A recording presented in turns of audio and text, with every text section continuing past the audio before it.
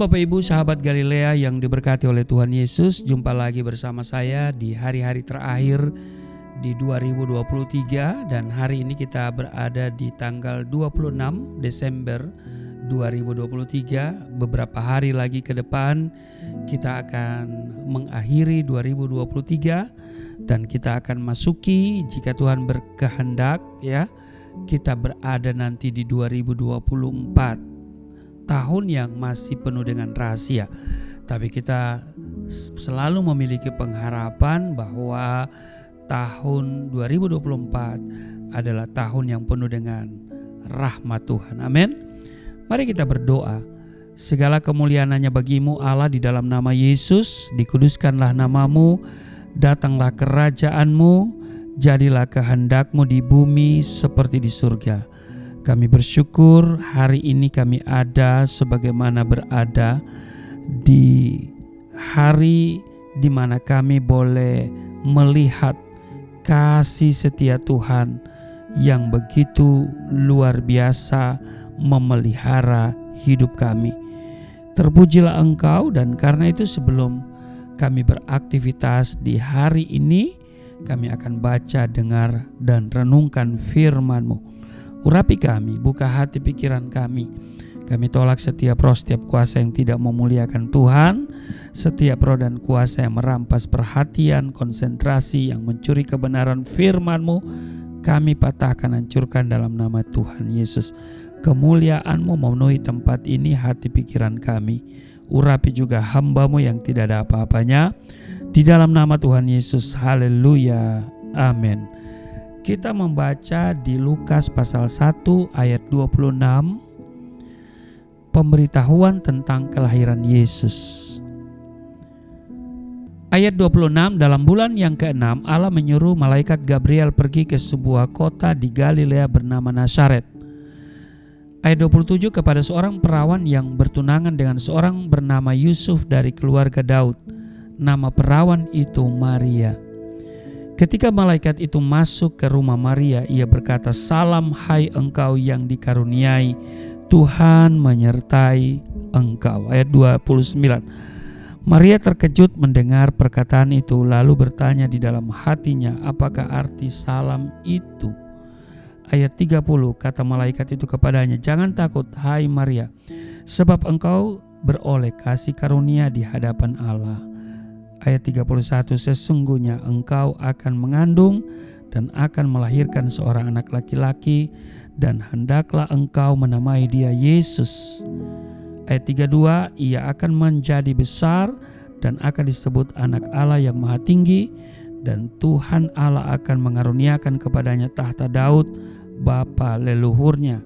Ayat 33, dan ia akan menjadi raja atas kaum keturunan Yakub sampai selama-lamanya, dan kerajaannya tidak akan berkesudahan.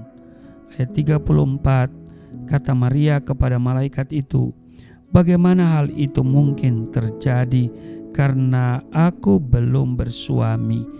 Ayat 35, jawab malaikat itu kepadanya, "Roh Kudus akan turun atasmu, dan kuasa Allah yang maha tinggi akan menaungi engkau.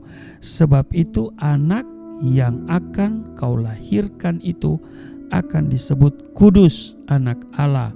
Dan sesungguhnya Elisabet sanakmu itu, ia pun sedang mengandung seorang anak laki-laki pada hari tuanya, dan inilah bulan yang ke-6 bagi dia yang disebut mandul itu." Ayat 37, sebab bagi Allah tidak ada yang mustahil. Kata Maria, "Sesungguhnya aku ini adalah hamba Tuhan, jadilah padaku menurut perkataanmu itu." Lalu malaikat itu meninggalkan dia.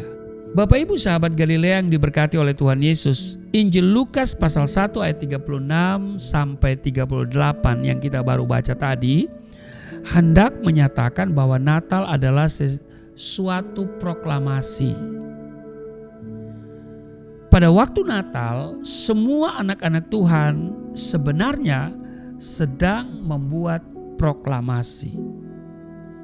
Pertanyaannya adalah, apa yang kita proklamirkan? Apa yang kita proklamasikan? Yang pertama, kita sedang memproklamasikan akan kasih karunia Allah. Amin. Jadi kita sedang memproklamirkan tentang kasih karunia Allah.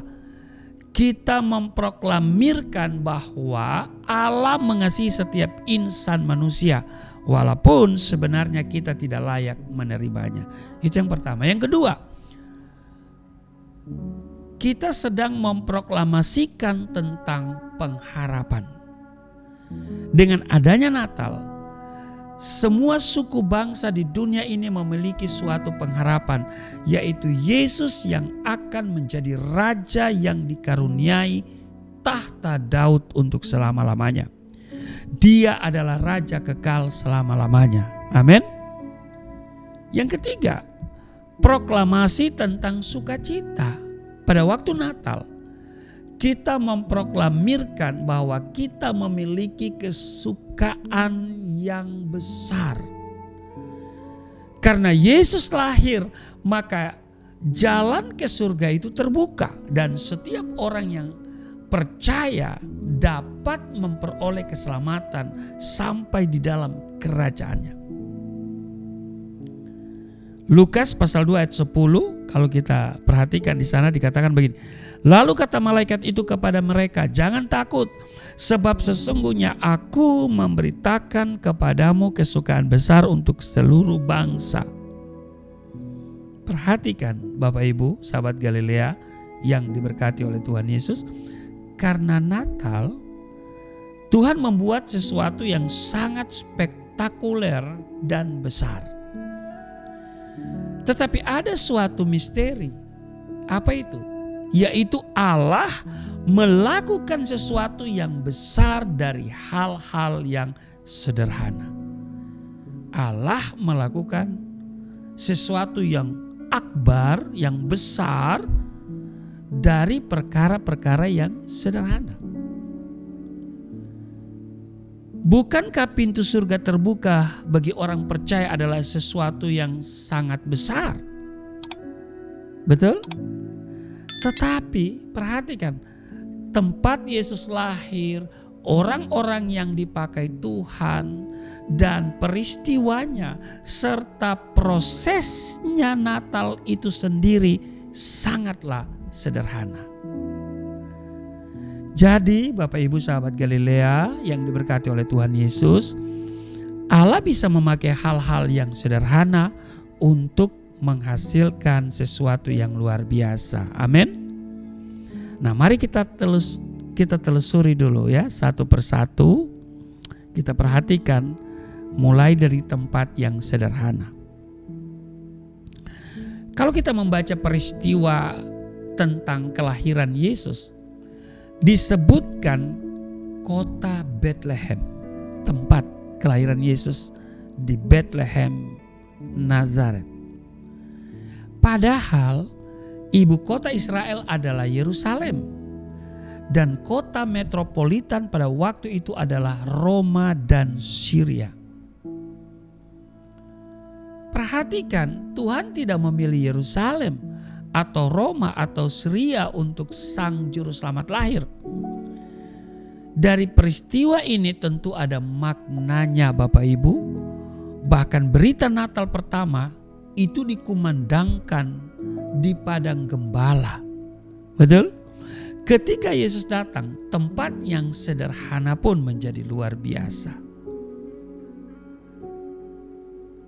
Bapak Ibu sahabat Galilea yang diberkati oleh Tuhan Yesus, setiap kita memiliki tempat. Betul? Iya, rumah, tempat kerja dan seterusnya. Mungkin dari kacamata kita atau orang lain, rumah, usaha kita dan lain sebagainya sangat sederhana.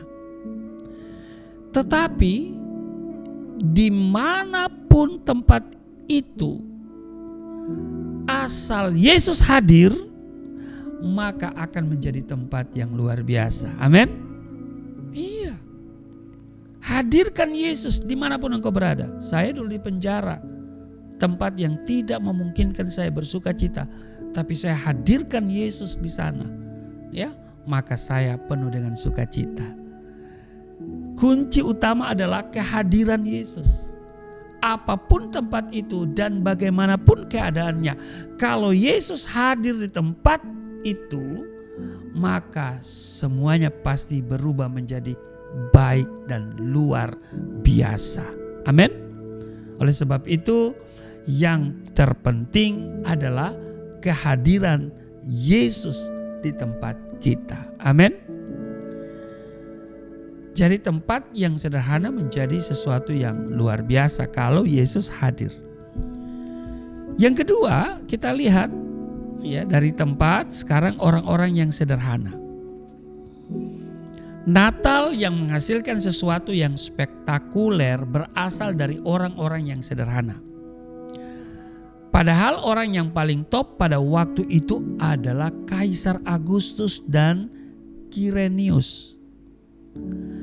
Tetapi Tuhan tidak memilih mereka, malah memilih Maria dan Yusuf. Betul? Iya. Orang mungkin menilai kita sederhana, bahkan dianggap bodoh begitu dalam tanda kutip ya. Tetapi jika Yesus hadir dalam hidup seseorang, dalam hidupmu, maka engkau akan menjadi orang yang luar biasa. Amin. Jadi Tuhan bisa memakai Petrus, ya kan, yang adalah seorang nelayan. Ia berkhotbah dan sudah lihat hasilnya. Satu kali khotbah ada 3.000 orang bertobat sekaligus. Untuk itu jangan sampai ada orang yang minder karena kekurangannya, jangan. Ya. Hadirkan Yesus. Yang penting orang yang sederhana ini harus memiliki kasih dan berkorban. Mau berkorban. Maria adalah orang yang mau mengasihi dan berkorban. Waktu Maria masih gadis, saat dibisikkan oleh malaikat akan mengandung dari Roh Kudus, Maria tidak menolak dan mau berkorban. Ketika Yesus datang, orang yang sederhana menjadi luar biasa. Amin. Jadi orang yang sederhana. Sekarang kita lihat yang ketiga. Yang ketiga, peristiwa yang sederhana. Peristiwa Natal yang sederhana yaitu lahirnya seorang bayi. Yang tidak ubahnya wanita yang melahirkan bayi sebetulnya, ya kan? Peristiwa lahirnya bayi yang sederhana ini, karena yang dilahirkan adalah Yesus, maka peristiwa itu menjadi peristiwa yang luar biasa. Jadi perhatikan Bapak Ibu sahabat Galilea yang diberkati oleh Tuhan Yesus. Jika kita menghadirkan Yesus dalam peristiwa yang biasa, maka akan ada sesuatu yang spektakuler terjadi. Aminkan itu, amin. Karena itu syukurilah hal yang kecil yang ada padamu terlebih dahulu, ya kan? Agar engkau tahu berterima kasih kepada Tuhan. Karena semua yang besar itu berangkat dari hal yang sederhana. Kalau kita sekarang ini mendapatkan pelayanan yang sangat sederhana, syukurilah itu, bahwa itu dari Tuhan. Maka Tuhan akan memberikan kepercayaan yang semakin besar itu lagi. Amin. Dia akan memberikan yang besar lagi dan terus besar. Nah sekarang yang keempat itu adalah pertobatan yang sederhana. Ya, pendahulu Maria, wanita yang dipilih Tuhan adalah orang-orang yang sederhana seperti Betseba, Rahab, Rut dan Tamar. Nah kita tahu Tamar ini kan memiliki ayah mertua yang bernama Yehuda. Artinya Tamar menikah dengan anaknya Yehuda yang bernama Ya kan? Nah, kemudian mati. Dan Yehuda berkata kepada Tamar, dilanjutkan kepada Onan, anaknya Yehuda, ya. Onan tidak mau membangkitkan keturunan kakaknya lewat Tamar, sehingga ia tidak bisa hamil, ya. Tamar tidak bisa hamil karena Onan tidak mau, ya. Ya. Lalu sambil menunggu Sela besar, Tamar berdiri di jalan dengan penampilan seperti pelacur dan memakai kerudung, lalu bertemu dengan Yehuda dan bersetubuh dengannya. Nah, ini kisahnya, ya, saudara bisa baca selengkapnya di dalam kisah di dalam Alkitab, ya. Jadi kita tahu bahwa Yehuda memiliki anak laki-laki yaitu Er, Onan dan Sela, ya kan? Nah, Tamar ini pertama dia menikah dengan Er, lalu Er mati, lalu Yehuda katakan, ya, dilanjutkan oleh Onan. Nah, Onan tidak mau membangkitkan keturunan kakaknya lewat Tamar, ya. Karena itu setiap kali dia berhubungan intim, dia keluarkan di luar itu, ya. Nah, kemudian ya, Yehuda mau melanjutkan menunggu Sela sampai besar. Nah, Tamar berdiri di jalan dengan penampilan seperti pelacur dan memakai kerudung, lalu bertemu dengan Yehuda dan kemudian ya melakukan hubungan intim dengan dia. Ya, kita nanti baca kisah Tamar, ya. Rahab. Nah, Rahab berarti pelacur. Ia adalah pelacur murahan di kota Jeriko. Ya, itu Rahab.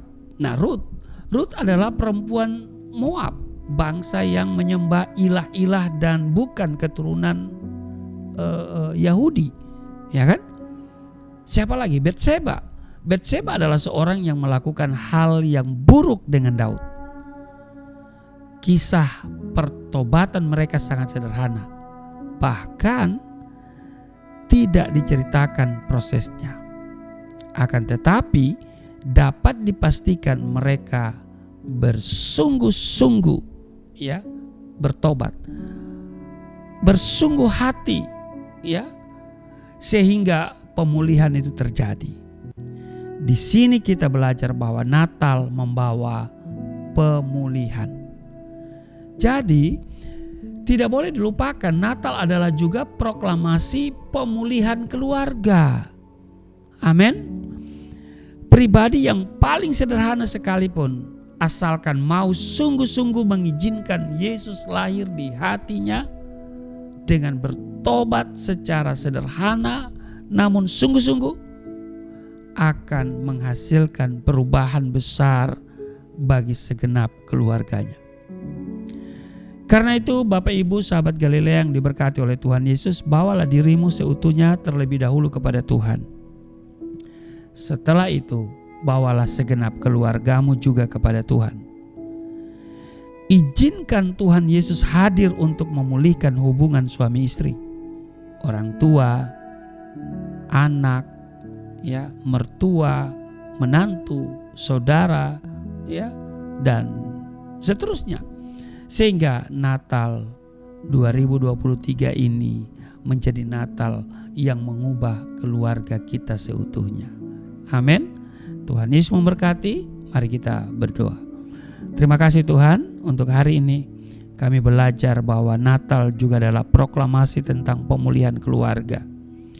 Selain kami memproklamirkan tentang sukacita, tentang kasih karunia, tentang pengharapan, maka kami juga sedang memproklamirkan bahwa Natal adalah pemulihan, di mana kami belajar hari ini peristiwa Natal di tempat yang sederhana, orang-orang yang sederhana, dan juga termasuk peristiwa itu sederhana dan juga pertobatan yang sederhana, tetapi menghasilkan sesuatu yang luar biasa. Maka kami mau hadirkan Yesus. Yesus lahir dalam hidup kami. Yesus hadir di rumah tangga kami, di usaha, pekerjaan, pelayanan, studi kami. Maka kami akan menjadi besar.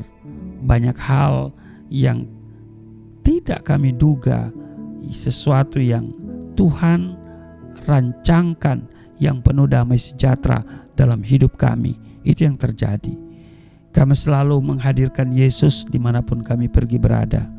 Di dalam nama Tuhan Yesus, di hari-hari yang sisa di 2023 ini, kami akan terus meninggikan Tuhan Yesus dan kami mau berjalan bersama Tuhan. Di dalam nama Tuhan Yesus, haleluya. Amin. Shalom. Bapak Ibu, sahabat Galilea yang diberkati oleh Tuhan Yesus, pada malam ketika Yesus dilahirkan, para malaikat dan bala tentara surga memuji Allah dan berkata, kemuliaan bagi Allah di tempat yang maha tinggi dan damai sejahtera di bumi di antara manusia yang berkenan kepadanya. Demikian yang tertulis dalam Lukas pasal 2 ayat 14. Betapa sederhananya kedua kalimat pujian tersebut. Namun di dalamnya terkandung dua pemberitaan penting, yakni kemuliaan dan damai sejahtera. Berita pertama berkenaan dengan yang berada di tempat yang maha tinggi, dan berita kedua berkenaan dengan yang berada di bumi. Di tempat yang maha tinggi ada kemuliaan, dan di bumi ada damai sejahtera. Kemuliaan dan damai sejahtera saling berkaitan erat. Tetapi urutannya terlebih dahulu harus ada kemuliaan di tempat yang maha tinggi. Barulah kemudian ada damai sejahtera di bumi. Jika kita terlebih dahulu mengutamakan kemuliaan di surga, barulah kita bisa mendapatkan damai sejahtera Allah di bumi. Saya bersama istri dan keluarga besar Galilea Network mengucapkan Selamat Hari Natal 25 Desember 2023 dan selamat menyongsong Tahun Baru 1 Januari 2024.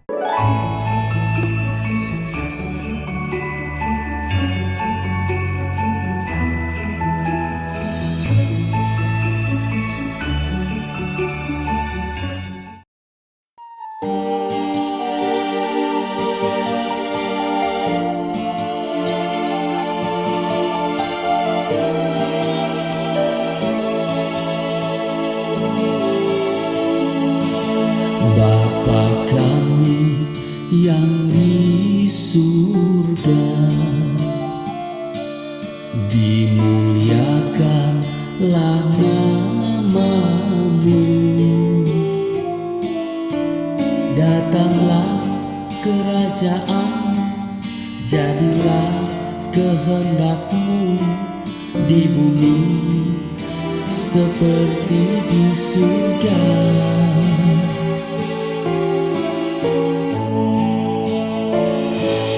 Berikanlah kepada kami makanan yang secukupnya. Ampunilah dosa kami seperti kami mengampuni orang yang bersalah pada kami.